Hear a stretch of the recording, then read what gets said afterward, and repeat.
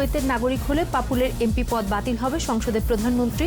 মানব পাচারকারীদের বিরুদ্ধে হুঁশিয়ারি। পাশ হল ভার্চুয়াল কোর্ট আইন, নিম্ন আদালত চালু সহ 7 দফা দাবি সুপ্রিম কোর্ট আইনজীবী সমিতি। প্রতারণায় 3 কোটি টাকা আত্মসাৎ করেছে রেসিডেন্ট, মাস্ক কেলেঙ্কারিতে জেএমআই ও তমার কর্মকর্তাদের জিজ্ঞাসাবাদ।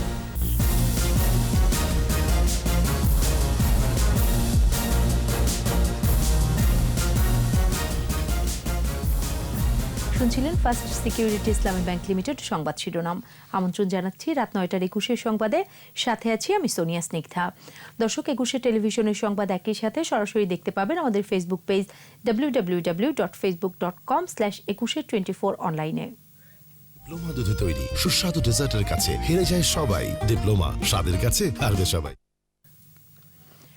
করোনার কারণে বিদেশে কর্মহীন হয়ে পড়াদের কাজ নিশ্চিত করতে কূটনৈতিক তৎপরতা অব্যাহত আছে বলে জানিয়েছেন প্রধানমন্ত্রী শেখ হাসিনা। সংসদে তিনি বলেন, কোভিড সংক্রমণে মারা যাওয়া প্রবাসীদের পরিবারকে আর্থিক সহায়তা দেওয়ার পরিকল্পনা আছে। অবৈধ পথে যারা বিদেশে লোক পাঠাচ্ছে তাদের বিরুদ্ধে সরকারের কঠোর অবস্থানের কথা জানান তিনি। পাপুলের কুয়েতের নাগরিক প্রমাণিত হলে তার এমপি পদ বাতিল হবে বলেও জানান সংসদ নেতা। প্রণব চক্রবর্তীর রিপোর্ট। করোনার কারণে বিশ্ব সংকটকাল পার করছে। আর্থিক মন্দায় কর্মহীন হয়ে পড়েছে হাজারো মানুষ, যার মধ্যে আছেন প্রবাসী বাংলাদেশিরা। সংসদের বাজেট অধিবেশনে নির্ধারিত প্রশ্ন উত্তর পর্বে প্রধানমন্ত্রী জানান, এমন সংকটে বিশ্বের বিভিন্ন দেশে কর্মহীন প্রবাসীরা যাতে কাজ ফিরে পায় সে লক্ষ্যকে সামনে রেখে কূটনৈতিক তৎপরতা চলছে। বিভিন্ন দেশে কর্মহীন হয়ে পড়া বাংলাদেশি কর্মীরা যাতে করোনা পরবর্তী সময়ে পুনরায় কর্মে নিয়োগ পেতে পারে সেজন্য বিদেশস্থ বাংলাদেশ দূতাবাসের মাধ্যমে কূটনৈতিক তৎপরতা অব্যাহত রেখেছে। করোনা ভাইরাসে মৃত্যুবরণকারী নিবন্ধিত ও অনিবন্ধিত নির্বিশেষে সকল প্রবাসী কর্মীর পরিবারকে পুনর্বাসনের জন্য আমরা 3 লক্ষ টাকা প্রদানের সিদ্ধান্ত গ্রহণ করেছি। দেশের উন্নয়নে প্রবাসীদের অবদান তুলে ধরে সংসদ নেতা জানান, বিদেশে যাওয়ার সময় অবশ্যই সঠিক প্রক্রিয়া অনুসরণ করতে হবে। অবৈধ পাচারকারীদের বিরুদ্ধে ব্যবস্থা নেওয়ার কথাও জানান তিনি। ভালোভাবে দেখা দরকার যে কারা এইভাবে ভুলিয়ে ভালিয়ে মানুষগুলিকে সেই সোনার হরিণের স্বপ্ন দেখিয়ে নিয়ে যায় আর তারপরে বিপদে ফেলে বা তাদের মৃত্যু বরণ করতে হয়, সেটা আসলে করা উচিত। আর আমাদের দেশের মানুষেরও সচেতন হওয়া উচিত। কুয়েতে আটক সংসদ সদস্য পাপুল এবং রিজেন্ট হাসপাতালের দুর্নীতির বিষয়ে বিএনপির সাংসদ হারুনুর রশিদের উত্থাপিত প্রশ্নের জবাবে প্রধানমন্ত্রী বলেন, অনিয়ম খুঁজে বের করে ব্যবস্থা নেবে সরকার। প্রত্যেকটা ক্ষেত্রেই কিন্তু সরকার উদ্যোগ নিয়েছে এবং এই অনিয়মগুলি আমরা খুঁজে বের করেছি এবং অপরাধীদের ইতিমধ্যে গ্রেপ্তারও করা হয়েছে। ওই হাসপাতালের এই তথ্য কিন্তু আমি খুশি হতাম যদি মাননীয় সংসদ সদস্য একটু আগে ভাগে আমাদের জানাতে পারতেন। সে কিন্তু নির্বাচনে প্রতিদ্বন্দ্বিতা করবার জন্য আমাদের নমিনেশন ছিল, আমি কিন্তু দেইনি। তবে কুয়েতের সে নাগরিক কিনা সেটা কিন্তু কুয়েতের সাথে আমরা কথা বলছি, সে দেখব। আর যদি এটা হয় তাহলে তার ওই সিট হয়তো খালি করে দিতে হবে, কারণ যেটা আইন আছে সে আইনের সকলে, আর তার বিরুদ্ধে আমরা এখানেও তদন্ত করছি। অধিবেশনে শিক্ষা সহ দেশের উন্নয়নে সরকারের পদক্ষেপের কথা তুলে ধরেন প্রধানমন্ত্রী শেখ হাসিনা। পরে বিভিন্ন মন্ত্রণালয়ের বিল উত্থাপন ও পাশ হয়। প্রণব চক্রবর্তী, 21 টেলিভিশন, ঢাকা। প্রয়োজন অনুসারে ভার্চুয়াল কোর্ট পরিচালনার বিধান রেখে জাতীয় সংসদে পাশ হল আদালতের তথ্য প্রযুক্তি ব্যবহার বিল 2020। আর আগামী সপ্তাহ থেকে হাইকোর্টের ভার্চুয়াল বেঞ্চ চালুর সিদ্ধান্ত হয়েছে ফুল কোর্ট সভায়। অন্যদিকে স্বাস্থ্যবিধি মেনে নিম্ন আদালত চালু সহ 7 দফা দাবি জানিয়েছেন সুপ্রিম কোর্ট আইনজীবী সমিতি। শাকির আরজুর রিপোর্ট। করোনা সংক্রমণ শুরুর পর গত মার্চে সরকার সাধারণ ছুটি ঘোষণা করলে অনির্দিষ্টকালের জন্য আদালতও বন্ধ হয়ে যায়। এমন পরিস্থিতিতে প্রথমবারের মতো গত 7 মে অধ্যাদেশের মাধ্যমে যাত্রা শুরু করে ভার্চুয়াল আদালত। অধ্যাদেশকে আইনে পরিণত করতে 23 জুন সংসদে বিল আকারে উত্থাপিত হয়। বুধবার আইনমন্ত্রী আনিসুল হক আদালত কর্তৃক তথ্য প্রযুক্তি ব্যবহার বিল 2020 সংসদে প্রস্তাব করলে তা কণ্ঠভোটে পাশ হয়। আদালত কর্তৃক তথ্য প্রযুক্তি ব্যবহার বিল 2020 স্থায়ী কমিটি কর্তৃক সুপারিশকৃত আকারে অবিলম্বে এই মহান সংসদে বিবেচনার জন্য গ্রহণ করা হোক। যারা এই প্রস্তাবের পক্ষে আছেন তারা হা বলুন। করোনাকালে 54টি দেশে ভার্চুয়াল কোর্ট চলছে বলে জানান আইনমন্ত্রী। সীমিত পরিসরে আদালত চালুর বিষয়ে আইনমন্ত্রী বলেন, প্রধান বিচারপতির সাথে এই বিষয়ে তার কথা হয়েছে। মাননীয় প্রধান বিচারপতির কাছে পৌঁছে দিয়েছি। মাননীয় প্রধান বিচারপতি বলেছেন যে আস্তে আস্তে এটা করা হবে। এদিকে স্বাস্থ্যবিধি মেনে নিম্ন আদালতগুলো চালু করতে প্রধান বিচারপতির কাছে দাবি জানিয়েছে সুপ্রিম কোর্ট আইনজীবী সমিতি। সুপ্রিম কোর্টের যে যারা কর্মকর্তা আছেন, যারা সুপ্রিম কোর্ট প্রশাসনের কর্মকর্তা আছেন, তাদের সমন্বয়ে একটি কমিটি করে তাদের সুপারিশ অনুযায়ী আমাদের আদালতটা খুলে দিতে হবে। সুপ্রিম কোর্টের ছুটি কমানো সহ ভার্চুয়াল কোর্টে আগাম জামিন শুনানির দাবিও জানায় সমিতি। ভার্চুয়াল আদালতেও আগাম জামিন চালু করতে হবে। এর আগে স্বল্প পরিসরে আদালত চালু করার দাবি জানিয়েছেন বিএনপিপন্থী আইনজীবী নেতা জয়নুল আবেদিন। নিম্ন আদালতও এই পদ্ধতিতে নিয়মিত খোলা রাখার ব্যবস্থা মাননীয় প্রধান বিচারপতি করতে পারেন। Shaker Arju, 21 television, Dhaka. Corona test ও চিকিৎসার নামে প্রতারণা করা রিজেন্ট হাসপাতালের মালিক শাহিদকে দ্রুতই গ্রেফতার করা হবে বলে জানিয়েছে র্যাব। এদিকে শাহিদের বিরুদ্ধে আইনি ব্যবস্থা নিতে যাচ্ছে স্বাস্থ্য অধিদপ্তরও। রিজেন্টের প্রতারণার ঘটনায় আটক 7 জনকে 5 দিনের রিমান্ড মঞ্জুর করেছেন আদালত। রাষ্ট্রপক্ষের আইনজীবী জানান, প্রতারণা করে রিজেন্ট 3 কোটিরও বেশি টাকা আত্মসাৎ করেছে। বিস্তারিত আহমেদ বাবুর রিপোর্টে। কোভিড টেস্টের ভুয়া রিপোর্ট, মেয়াদোত্তীর্ণ লাইসেন্সে হাসপাতাল চালানো সহ প্রতারণার নানা অভিযোগ রিজেন্ট হাসপাতালের বিরুদ্ধে। গত সোমবার উত্তরা ও মিরপুরের রিজেন্ট হাসপাতালে র্যাবের অভিযানে বেরিয়ে আসে প্রতারণার চাঞ্চল্যকর সব তথ্য। গ্রেপ্তার করা হয় 8 জনকে। কোনো টেস্ট না করেই মন গড়া রিপোর্ট দিয়ে টাকা হাতিয়ে নিত রিজেন্ট। হাসপাতাল চালানোর লাইসেন্স নবায়ন করা নেই, তারপরও কোভিড চিকিৎসা দিচ্ছিল তারা। মঙ্গলবার সবগুলো শাখা সিলগালা করে মালিকসহ বেশ কয়েকজনের নামে মামলা হয়।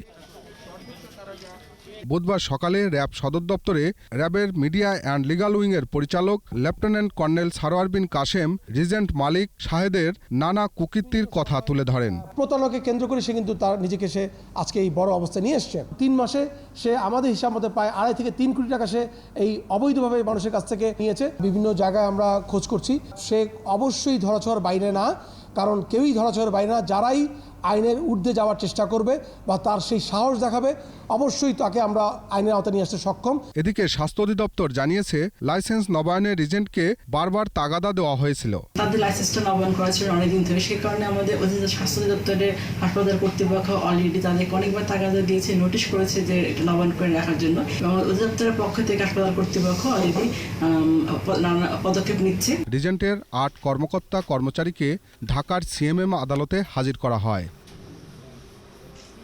রাষ্ট্রপক্ষের আইনজীবী জানান, রিজেন্ট প্রতারণা করে 3 কোটি টাকার বেশি আত্মসাৎ করেছে। 6000 মানুষকে জিম্মি করে তারা 3 কোটির মতো টাকা আত্মসাৎ করে নিয়েছেন। প্রত্যেক আসামিকে 7 দিনের মধ্যে 5 দিন করে রিমান্ড মঞ্জুর করেছেন। শুনানি শেষে আদালত আসামিদের 5 দিনের রিমান্ড মঞ্জুর করেন। আহমদ বাবু, 21 টেলিভিশন, ঢাকা। মাস্ক, পিপিই সরবরাহে দুর্নীতি, অনিয়মে ঠিকাদারি প্রতিষ্ঠান জেএমআই এর চেয়ারম্যান আব্দুর রাজ্জাক ও তমা কনস্ট্রাকশনের সমন্বয়কারী মতিউর রহমানকে জিজ্ঞাসাবাদ করেছে দুদক। সুনির্দিষ্ট অভিযোগের ভিত্তিতে তাদের জিজ্ঞাসাবাদ করা হয়েছে বলে জানিয়েছেন দুদক সচিব মোহাম্মদ দিলওয়ার বক্ত। রিজেন্ট হাসপাতালের প্রতারণার বিষয়টিও খতিয়ে দেখা হবে বলে জানান সচিব। বিস্তারিত জানাচ্ছেন দীপু সারওয়ার। করোনাকালে N95 মাস্কের মোড়কে নিম্নমানের মাস্ক কেন্দ্রীয় ঔষধাগারে সরবরাহ করে আলোচনায় আসে জেএমআই হসপিটাল রিকোয়েস্টিং ম্যানুফ্যাকচারিং লিমিটেডের ব্যবস্থাপনা পরিচালক আব্দুর রাজ্জাক।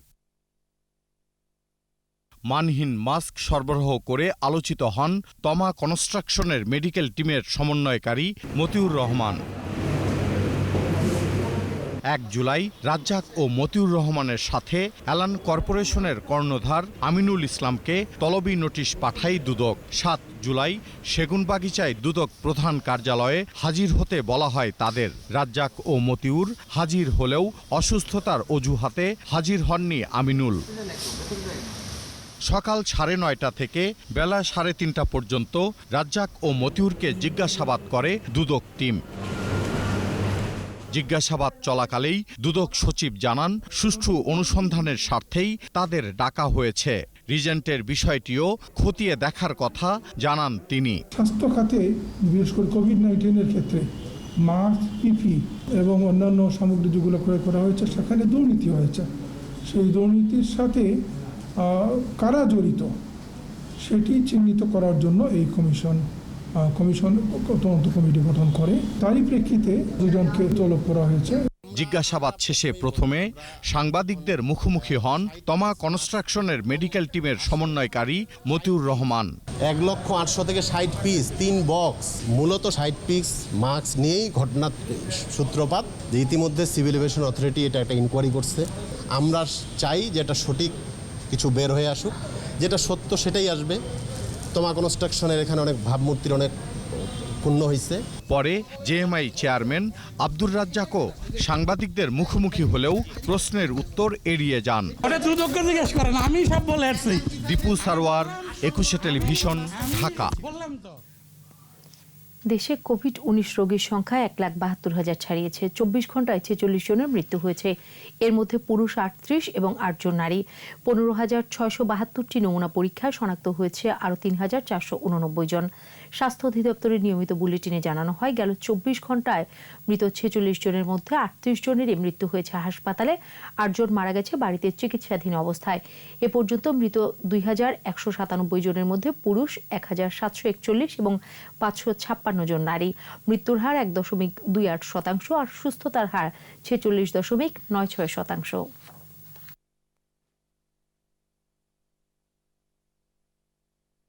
24 ঘন্টায় যা নমুনা পরীক্ষা হয়েছে তাতে শনাক্ত হয়েছে 3,489 জন এবং এ পর্যন্ত শনাক্ত 1,72,134 জন। 24 ঘন্টায় মৃত্যুবরণ করেছেন 46 জন।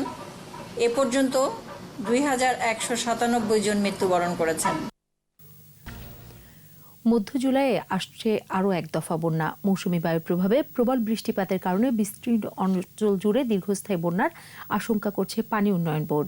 বন্যা প্লাবিত হবে দেশের উত্তরের পূর্বাঞ্চল ও মধ্যাঞ্চলের অন্তত 20 জেলা। মুফিউর রহমানের রিপোর্ট।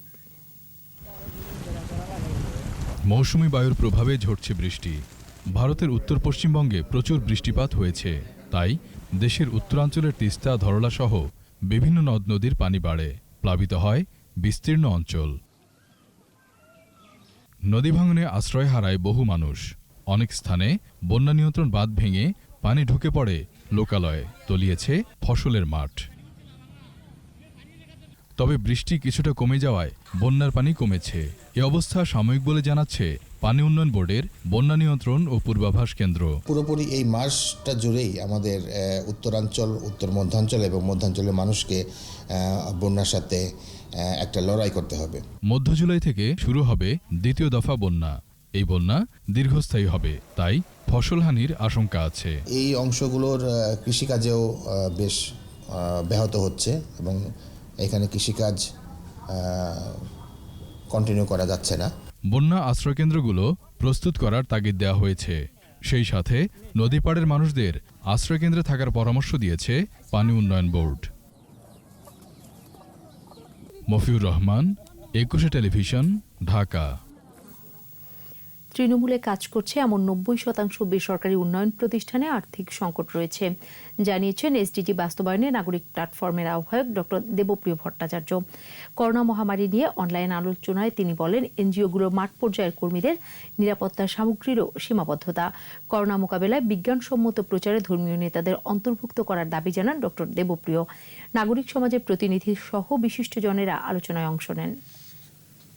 দেশে স্থানীয় পর্যায়ে তৎপর কার্যক্রমে চলছে, তাদের হয়তো বহুলাংশের 54% আছে, কিন্তু 46% আয়ের কোনো উৎস নাই, যার ফলে এইরকম দুর্যোগের সময় তাদের পক্ষে কাজ করা মুশকিল।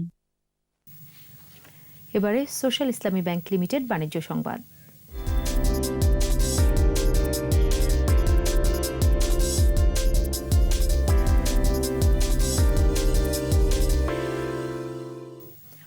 সূচক ও লেনদেন বেড়েছে দেশের পুঁজিবাজারে।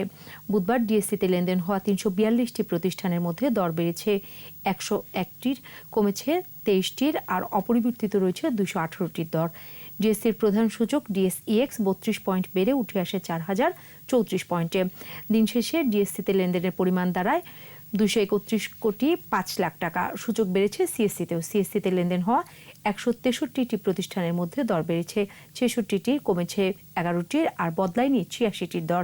আর সিএসসিতে মোট লেনদেন হয়েছে 5,22 লাখ টাকা শেয়ার ও মিউচুয়াল ফান্ড। আর এরই সাথে শেষ করছি রাত 9টার 21 সংবাদ। যাবার আগে ফার্স্ট সিকিউরিটি ইসলামী ব্যাংক লিমিটেড সংবাদ শিরোনামগুলো আরও একবার। কুয়েতের নাগরিক হলে পাপুলের এমপি পদ বাতিল হবে, সংসদে প্রধানমন্ত্রী। মানব পাচারকারীদের বিরুদ্ধে হুঁশিয়ারি। পাশ হল ভার্চুয়াল কোর্ট আইন, নিম্ন আদালত চালু সহ 7 দফা দাবি সুপ্রিম কোর্ট আইনজীবী সমিতির। প্রতারণায় 3 কোটি টাকা আত্মসাৎ করেছে রিজেন্ট, মাস্ক কেলেঙ্কারিতে জেএমআই ও তমার কর্মকর্তাদের জিজ্ঞাসাবাদ। সর্বশেষ খবর জানতে ডায়াল করুন 2021 নম্বরে আর ভিজিট করুন 21-tv.com ওয়েবসাইটে। এছাড়া ফেসবুকে লগ অন করতে পারেন facebook.com/2124 অনলাইনে। পরের সংবাদ রাত 11টায় দেখার আমন্ত্রণ রইল। স্বাস্থ্যবিধি মেনে চলুন, সুস্থ থাকুন।